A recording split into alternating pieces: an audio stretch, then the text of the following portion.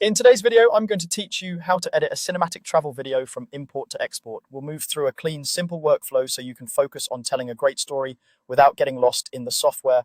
First, import your footage, plug in your drive, back everything up, and bring all your clips from the trip into your editing project.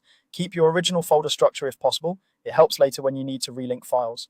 If you shot high resolution or log footage, consider generating proxies so playback stays smooth while you edit. Next, organize, create bins and sort by location or theme, city, beaches, hikes, food, drone shots, whatever best reflects your trip. Name things clearly and consider color labels or star ratings to mark your best takes. A few minutes organizing now will save you tons of time once you start cutting. Now cut the story. Start with a rough pass, trim the highlights and arrange them to follow a simple arc, arrival, adventure, and a satisfying wrap-up. Focus on moments that show movement, reactions, and transitions between places. Keep your pacing varied, let big vistas breathe, and keep action sequences tight. Layer in natural sounds from your clips to add texture even before music goes on. Add music that supports the mood, upbeat for fast-paced days, cinematic for sweeping landscapes. Choose licensed tracks, then cut to the rhythm. Nudge key moments to land on downbeats, and dip the music slightly under important ambient sounds.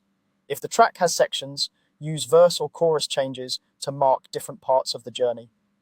For transitions, stay subtle. Straight cuts do most of the work. Use cross dissolves for gentle scene changes, or whip pans and match cuts when the motion aligns between shots. Let movement or a subject's direction guide the transition so it feels natural, not flashy for its own sake. Color grade with Lumetri.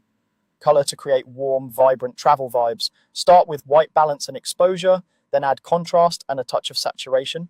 If you use a LUT, apply it lightly and correct skin tones with the vector scope.